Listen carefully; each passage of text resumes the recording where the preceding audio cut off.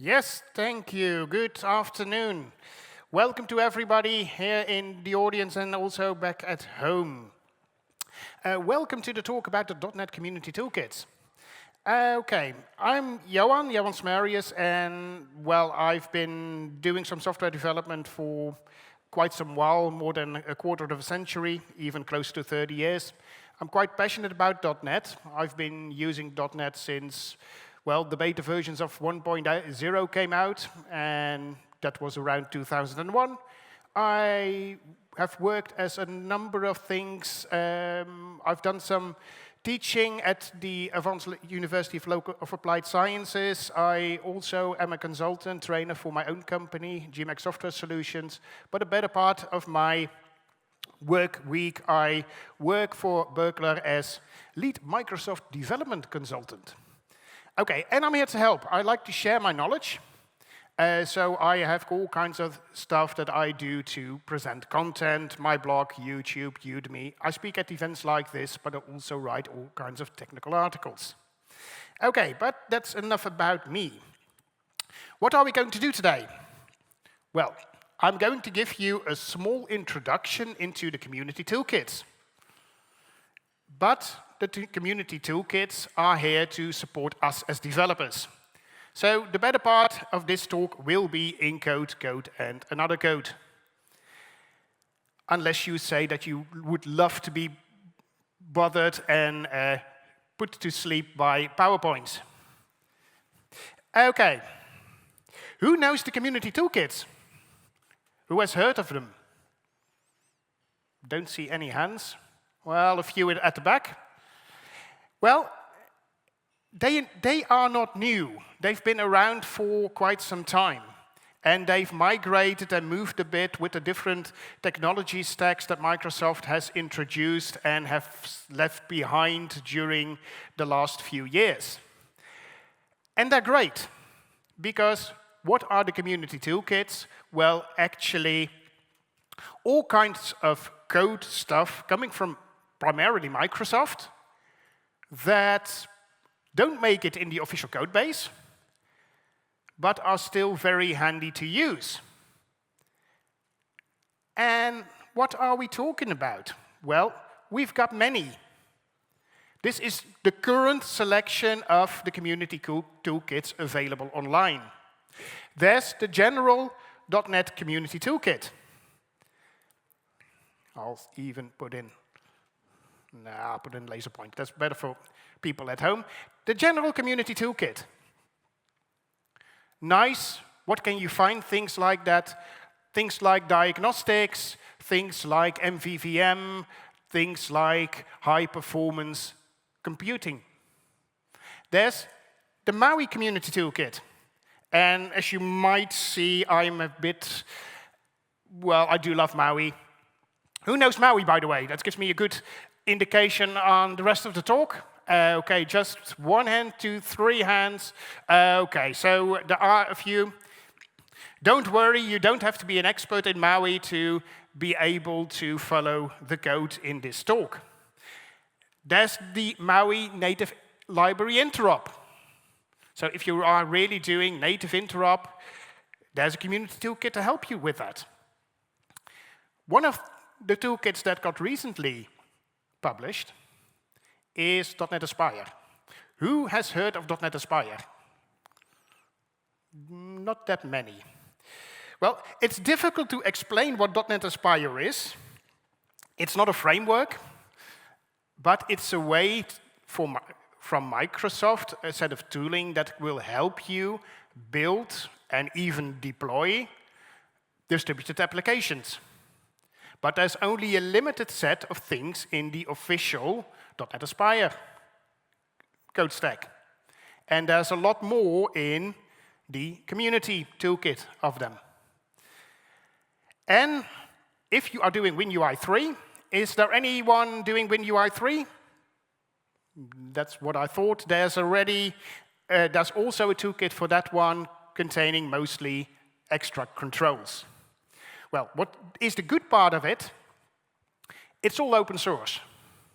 So you can browse the source code, you could even work on it and help it, and it's out in the open on GitHub. So just as the regular .NET, you can easily find it. OK. But we are talking about code that helps us as developers write code. And it really depends a bit on what kind of developer you are. I personally do like to write applications for customers, for business, that I really can help them with their business problems. Therefore, I don't like to write a lot of boilerplate code. And yes, I know, I won't talk too much about it. There's AI, and you could have Copilot write a lot of boilerplate code for you. But then again, if there's already some kind of framework that can help you with that, why bother even writing it? But because I like to focus my code around business problems, when I was preparing for this talk, I thought, well, what are we going to do? Well, let's focus on a case that's easily recognizable for, I think, everybody in the room, and even everybody at home. Quite easily, a web shop. But we're not going to build a web shop. No, we're going to do it in two separate things. I'm going to have a web API, and our web shop will be, not very surprisingly, a .NET Maui application to work with that. Beforehand, it's not a fully working, functional application because I do use it to explain certain topics about it. And all I show you today is always available on my GitHub, and I will share the links at the end of the talk. OK, that's what we're going to do. I think that we've shared enough PowerPoint so far. Well, come on. End to show. OK, let's switch to, this one. OK. Is anyone not familiar with some kind of web API? Don't see any hands? OK. So what have I done? I've created a solution containing an API and containing unit tests. Because I do like unit tests, I do want my code to test itself. OK, what's in it? Well, I've got some models directory here containing my domain logic. I have some services here. I've got some controllers here because, yes, I know you have minimal API, but I do like the structure of controllers still because of the testability it brings. OK, and let's see if I have done my work right. So I have got unit tests, and what I'll do is I'll simply run all my tests. And they're still green. Great. Now, let's look at my domain logic, because I don't know what about you, but yes, I do like to test my endpoints. But I want to focus my test effort mainly on my domain logic. OK, let's see what we have. OK, I do have a customer here. And, well, let's see. There is some attribute here. OK. Nothing special, nothing to do with the community toolkits whatsoever. This you can simply place a data annotation on top of every property that you have. This works great. The only downside of this is it does need to have a trigger coming from the framework or one of the components that you use for it to be validated. So this can give you a false sense of security. OK, let's deep dive into the community toolkits. What have I done? I have created or added a NuGet package called the community toolkit.diagnostics, because that's what we're going to start out with. OK, and let's look at our order line. I see a lot of projects during my day-to-day job, And I see a lot of domain logic where there's actually just domain classes without any validation. Because, well, perhaps we do it in the user interface, or we forget it altogether. OK, and that could be fine, but I like to validate everything that I have. So I have an order line. Nothing special, probably quite recognizable for all of you. And one of the properties I have in an order line is a discount percentage. And of course, I could do with simply leaving this code as a getter-setter without any backing checks. But if you look at it, a discount percentage of less than 0, or a discount percentage of more than 100, is that really realistic? I don't think so. And the customer that I work for doesn't think either. And of course, it's not a problem. It's easy. I can put in an if statement. I can simply say, well, if the value is smaller than 0 or it's larger than 100, I will simply throw an argument out of range exception. And yes, I know there are discussions that you shouldn't be throwing exceptions from within properties, but then again, just for demo. This is nice. This doesn't pose any problem, I think. But if I have to check a lot of times for different things, this might get quite lengthy. And actually, all I'm interested in is this one. Oh, wouldn't it be nice if there was a construction that could replace this in a single line? Well, fortunately, there is. Within the Community Toolkit, within the diagnostics package, there's a thing called a guard. And within a guard, I can specify what I want to check, and we'll come to more things in a few moments. And I can simply pass in the value, pass in the minimum and the maximum, and specify for which property I want this to do. This has two major things for me. At first, it's a bit shorter. But one of the things that I like most about this is that it makes it more easy to read. Because now I can easily see that the value should be between 0 and 100. If I were to do that with the same with this one, I'm not sure about you, but I always have to have some mental energy to verify what this line is actually all about. OK. Does this change a thing on what I have built so far? Well, let's run my unit tests. They're all green. Nothing too special, because if you look at the spec of isBetween, it will simply throw an argument out of range exception. And that's what I expect within my unit tests. But if I go to my unit tests, and then you will see a thing that I really like about this, I have an order line test. And within the order line test, I do have the position here for my, let's see where it is, the discount percentage.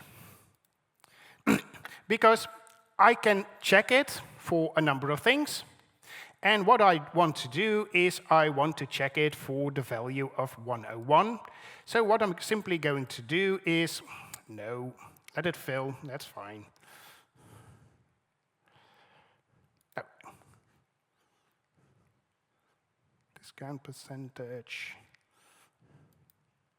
It should fail, let's see. Oh yeah, sure. That's what I wanted to do. Yeah, perfect. That's what I wanted to show you. Because what I also like about the guard is that you will get a very detailed exception message that specifies what's my boundaries and what's my actual value. And I don't know about you, but if I were to see this in the logging of a running application, I may as well hope not, but just to be sure, this gives me a lot more context than simply an argument out of range exception without the added context. So that will help me diagnose the problem and come to a solution. Okay. That's one. Now I have one for quantity, and that's a bit of a strange one. Having a quantity less than 0 or equal to 0 is, of course, not that handy. But there's somehow one of my customers came up with the idea that you can't order more than 100 of a certain item.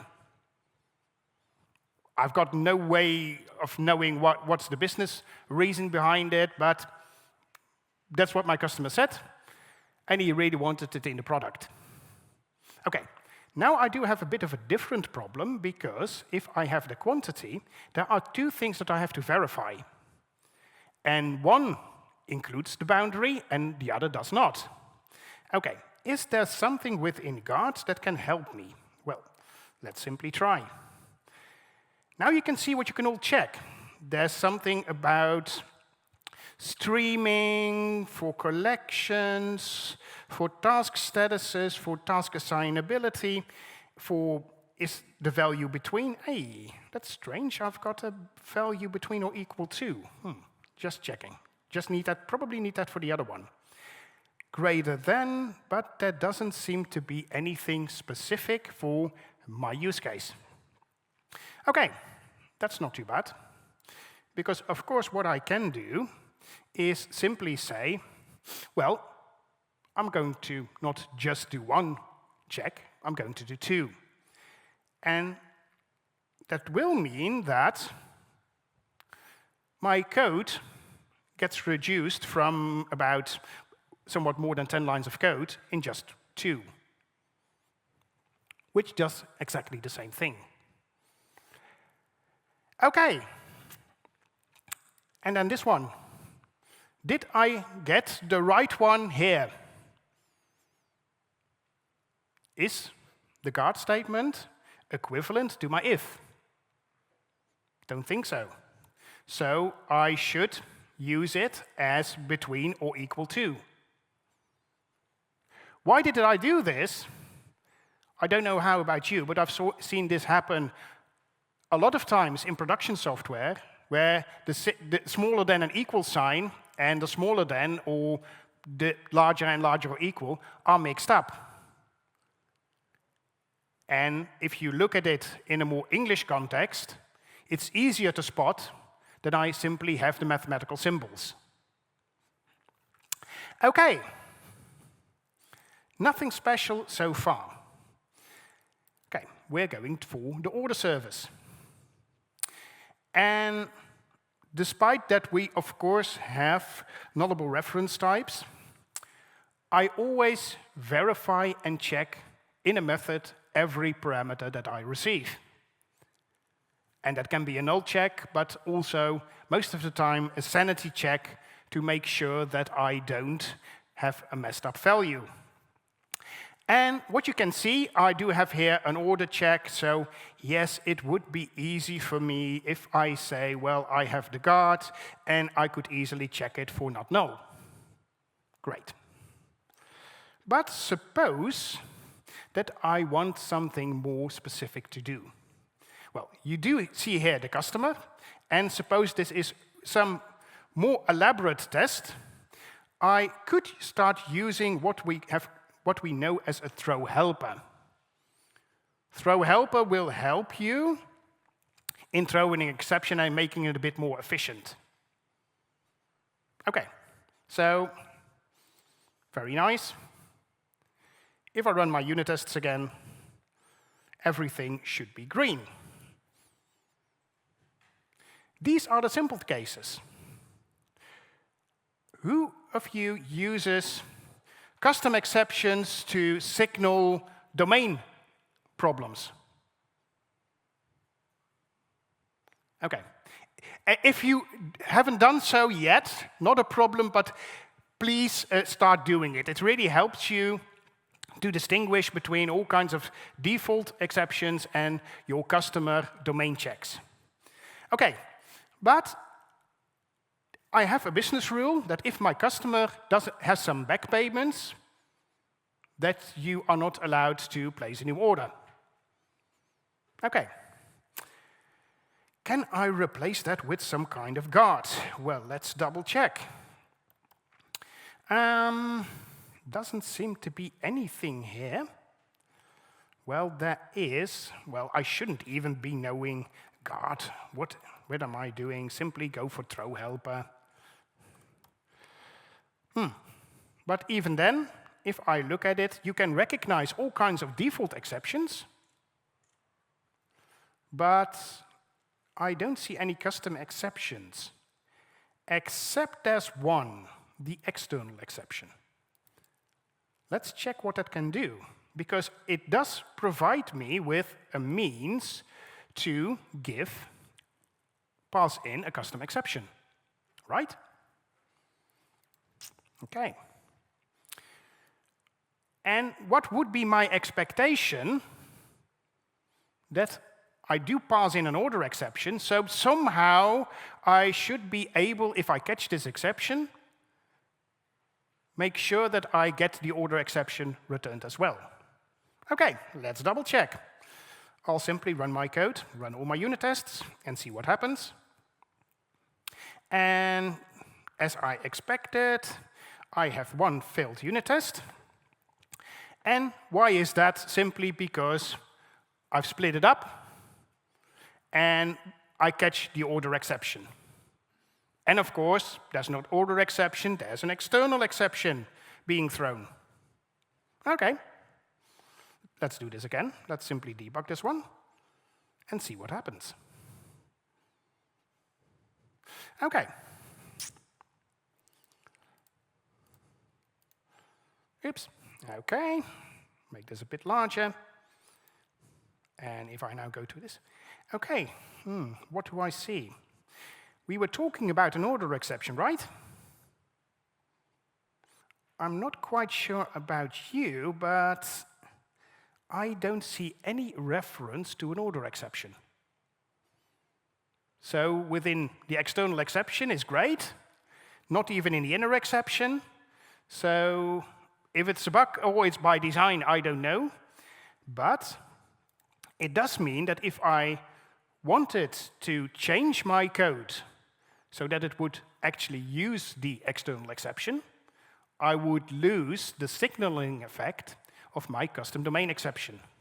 So, as an advice, I would really say, don't do this for the order service.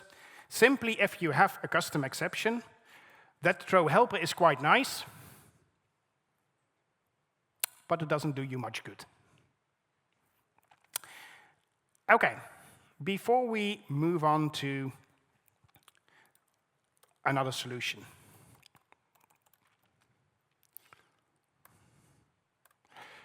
Who's familiar with this construction? I only see one hand.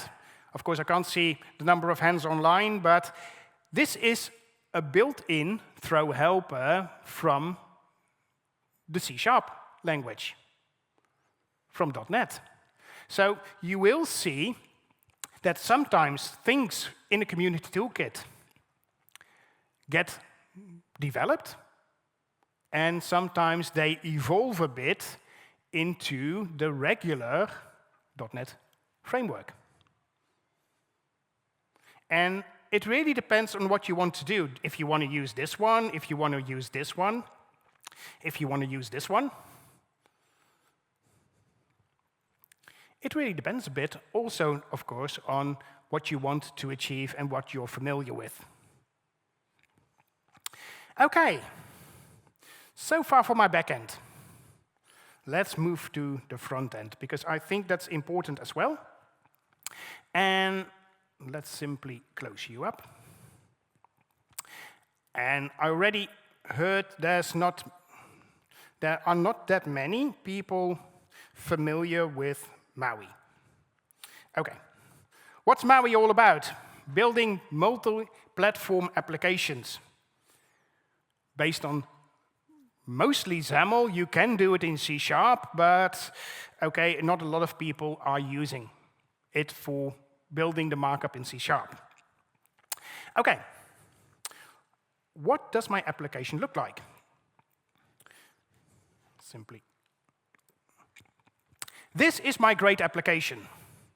As you might see, I am a developer. I like to develop. And yes, you can put a lot of effort into creating beautifully looking Maui applications. I always left that to some designer. So what I have is I have my list of products. And if I click on it, I've got an image that should be of the product. I put simply an image from the internet. And if I hit order the book, it will be placed within a shopping cart. OK. But if I look at it, and if I go to my main page, you will see that there's a lot of things going on, but actually what I'm going to do is I have got some item source. So I bind this list to something in the back, because the most common model with XAML-based applications is the MVVM model. Anyone not familiar with MVVM or what it stands for? Don't see any hands. OK, but what if I want to build or need to build such a view model? OK, let's simply go to my products view model. What I need to do there is I simply need to implement the interface iNotify property changed. OK, if I want to implement that, I do have to have a public event. I do have to have on property changed. And I do have to have some kind of means to signal if I change and update a property so that an event listener can pick up.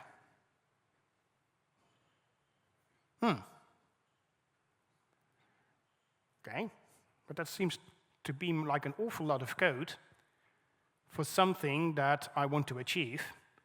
And just at the beginning of the talk, I already told you, well, I don't like boilerplate code. And I do see a lot of boilerplate code here. And yes, of course, you could say, well, Johan, move it to the base class. Then all we have to do is have properties and simply use the set field, and that's it. Right? Yeah, we could do that. Oh. Just a sec. Yes, we've got audio again. OK, but what if there was a way to make this a lot more simpler? Well, fortunately, there is. And despite what you might think, this is not part of the Maui Community Toolkit. The support for MVVM is part of the Community Toolkit because it is applicable for a lot of client frameworks. I even have some people that I saw online that use this to build a Blazor application. Personally, I have never done it before, but you could do it. So that's why it's moved out of, because beforehand it was part of the Xamarin Forms Community Toolkit. Now it's moved into the general Community Toolkit to make sure that you can use it in every application that you want to. OK. And part of it is based on code generation. So if I go to my product view model, I can see some other things. I do need to derive it from observable object. But now things get interesting. I only have here a private field, and then I put an attribute observable property on top of it. What this will do, this will generate code for me. This will generate a property for me where the setter will trigger the notify property changed. But I don't see it. And I don't know about what coding convention you use. I see both coding conventions with and without the underscore being used for fields. Fortunately, the MVVM package knows how to deal with both of them. So it doesn't matter if you use an underscore or not, it simply works. And I don't know if you remember what the command looked like. Shall we check? What was it? I did have a command here. Well, it's a command of product, load product details command, and I have to hook it up. Looks quite difficult, right?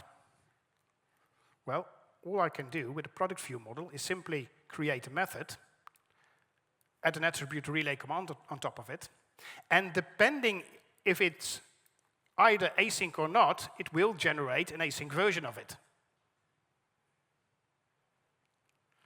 But I already told you it's based on CodeGen. So do not forget to add the partial keyword to your view model. Otherwise, of course, the CodeGen can't work and you will get a compiler error. Okay. That's nice that this is supported. And that this does take away a lot of my boilerplate code if I want to employ MVVM. But what's now specific in the Maui Community Toolkit? Well, my customer did ask me, well, Johan, quite nicely, but I want, if you go to this page, I want some animation to happen if I click on the image. And I want, if I click order book, I want some kind of notification to appear. And I want that, of course, cross-platform. Okay. Don't know if you have ever tried to do notifications on a multi-device, that you can support it both in iOS, Windows, and Android. That can be a bit tough. Well, fortunately, we don't have to be that specific. And what we can do, if I use the Community Toolkit, there are all kinds of behaviors that I can attach to certain elements, like a touch behavior. So what my customer asked me, well, I want some kind of notion that somebody touches the image. Okay, fine. I have a touch behavior for that. I could even, and my customer came to me later on and said, well, you know what, Johan, I also want a rating view, which is quite common, of course, in a web application or in a web shop, that you have some kind of rating. Okay. There's a view for that as well. And I could even specify what kind of shape I want and the duration that I want it for. Okay. But now that notification. But that notification was still not there, right? Let's see, because that should be here, of course.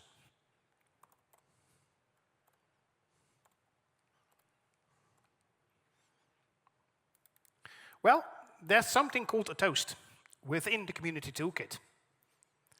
You will see another one shortly, but I can create a toast, I can show the toast, and all I have to do is specify the text that I want to show, the duration I want it to be, and which font size I want to use. Okay. What does this do for my running app? I will stop and rerun it. Hot refresh doesn't always work. So I'll simply restart it and see if my simulator comes up. Okay, and if I now click on this, you will see my very cool animation. You can see that the rating control works.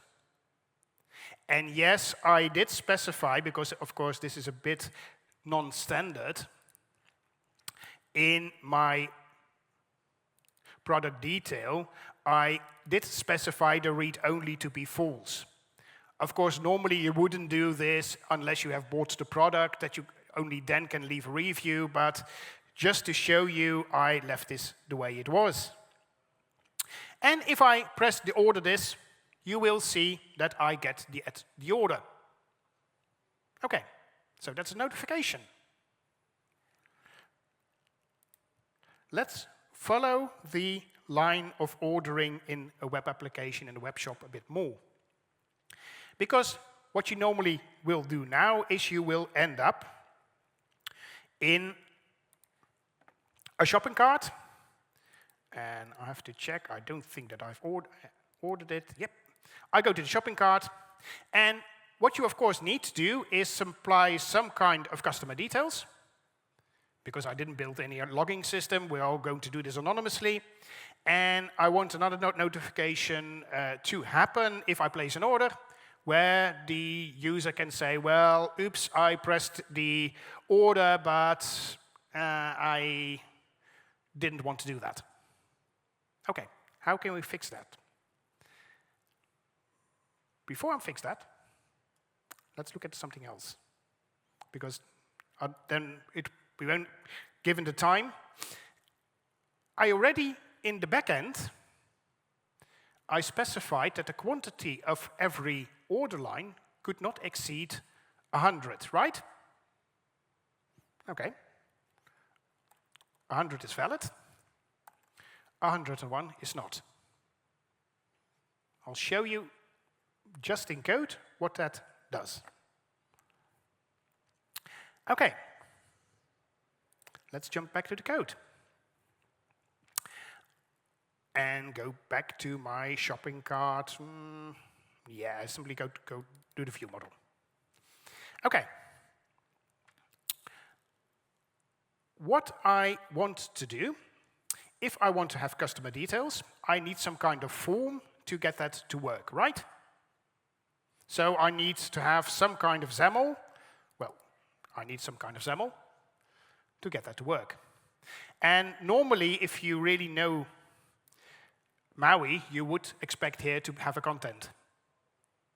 Well, because I want to use it as a pop-up and I want it to be supported with the community toolkit, I do have to use the namespace toolkit and pop-up for that. And all I can do is simply create a frame here and simply have some entries for the first name, the last name, the full name, and the email address. And just as we saw that we have behaviors for the image, I also have behaviors for the text validation, for the minimum and the maximum length, but also for the email. Is the email formatted correctly? And perhaps you can imagine that probably the thing that I showed you for the numeric validation is part of a behavior as well. Okay, so I have got my XAML in place. Now I want to make sure that I can pop it up. Okay. But I have a challenge. I'm in a view model. I've got some kind of visual thing that I want to pop up. But I do not want any specific code in my view model because I want to be able to test my view model apart from all the user interface parts. So that's the beauty of it. I can simply use a thing called the pop-up service, which is simply part of the Maui Community Toolkit, that I can simply say, well, show this pop-up, supply it with the customer view model, and even override some event that I can specify, okay, I want a certain name to be pre-filled. I didn't show you the view model yet. I did show you the form, first name, last name, full name. That's one thing in the MVVM toolkit that is quite handy to use. That's this one, notify property changed for. You often will have a property that will trigger a notification for another property. That's where you have the notify property changed for, so that if I change the first name or if I change the last name, the full name, which is simply string concatenation, will get notified as well. Okay. And here you will see that if I want to close them down, I could even use the pop-up service to close that button or that form down. Okay. That's one thing that I needed to show you. And we're going for show confirmation order. We already saw the toast, but the toast is quite simple, just the period and that it's shown. The snack bar is a different kind of notification that will help you to actually specify an action that should take place if the action button is pressed. So that I could actually make sure that I can cancel a certain order. Okay. I did split this out because what did I do? In my shopping cart, I have got an action, but that action does give a display alert. And display alert is really tied to the user interface, and I don't want any user interface specific things within my view model, so I can easily hook them up together in such a way. And what does that look like? I'll simply rerun it. See what happens. Just wait to refresh. Yep, that's coming up. So if I order a book, and if I go to my shopping cart, I can enter my customer details. And I did have some length validations here. And that's my iris that I got pre-filled. And put it in the red. I could even validate here this one. But now comes the scary part. You put a behavior on an edit, so you might think that something gets forced, that you can't close this dialog. Oops. So using that behavior, that validation behavior, doesn't take you away from the obligation to also validate it within your view model, so that you don't get invalid values. Okay, and my place order, you can see here the OK button, and you can see that that tapped on button, that display alert that I showed you, actually works. Okay. I'll simply show you. There's one thing that I did in this demo application. Sometimes a customer wants to have a badge next to the icon. That's doable, but doing that cross-platform can be a bit of a pain. Well, the fortunate thing is that shouldn't have to be a pain, because if I go up, you will see that I have added an iBadge interface, which comes from the Maui Community Toolkit. And I can simply inject that. And all I can do is simply, if I go to my load orders, and yes, I know this is not a very normal place to place it, I can simply say at the count, set a certain count, and it will display on the start menu. One caveat here, and this is one of the few places where I see that uints are used. This is a uint. So you do have to cast it to an unsigned int before this can work. Okay. A few final things before we close up. Let's go back to my simulator. And let's go back to my app. And I received the order. And I don't know what it's like in your country, but most of the time when I get an order, I have to sign for it. So I want to sign for it. And I'll simply hit save. And what it normally, of course, would do, this would simply push the signature or verify the signature in some way. But what I wanted to show you here, I want to save this on my phone. So I can select a certain folder, and then it gets saved. OK. That must take a long bit of code. Definitely. Just a drawing view, available in the toolkit. All I have to do is hook it up to some drawing lines. And I do need some backend code for it, of course.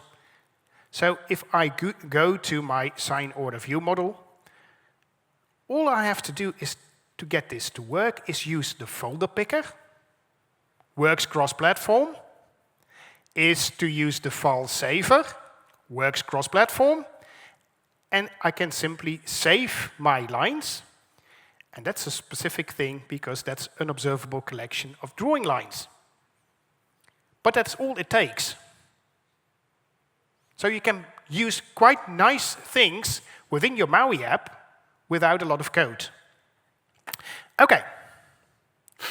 One thing that I can't show you, normally when you leave a review, you perhaps want to show some videos or some pictures of it, like what you like about it. Well, you can support the camera. That's part of the Maui Community Toolkit as well. And in the basis, all you need is this camera view. But I'm running on a simulator.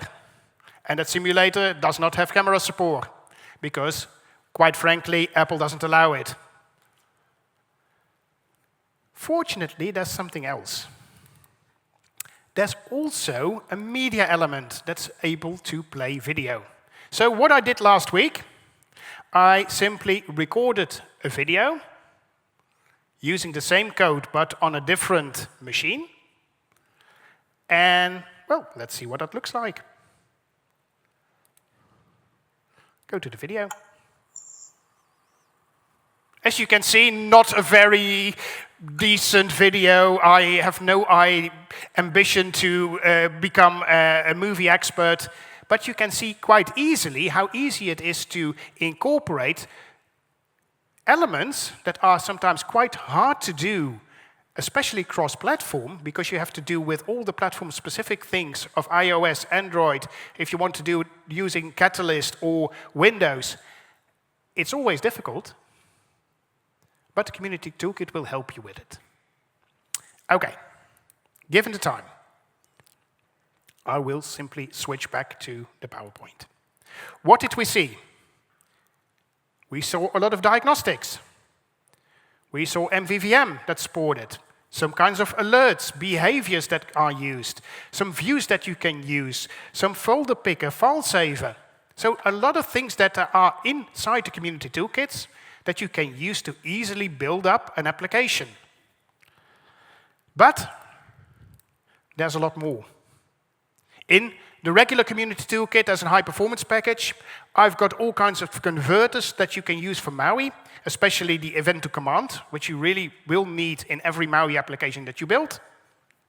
There are some value converters that you can use, some animation, speech-to-text, layout, and even if you want to make yourself a bit difficult, you have C# markup extensions that if you really want to set up your user interface using C#, that are some markup extensions that will help you achieve that. But it's a tool set. So there's a learning curve involved, getting to know it, and work with it in a good way. I hope to have shown you its code. So also use it rationally. Don't put everywhere that throw helpers in it with custom exceptions, because it will really destroy your logic behind it. One thing that's being made, there's Syncfusion open source controls, because Syncfusion started helping Microsoft with all kinds of open source controls. So some of them are probably better than the one you have in the Community Toolkit. So do have a look at them. And if you want, you can help too. It's open source, so if you don't like a thing, simply fork it, get a pull request, and hope that it gets approved. Well, all the code that I showed you with a bit of extras can be found in 3 repos, because I also have an Aspire Community Toolkit demo set up, which I will record a video for to make it more easy. And given the time, let's open it up for Q&A. And of course, if you have any feedback, please do. There's a QR code specific for this session. Please fill it out and give the organization and me feedback on what you liked or disliked about this session.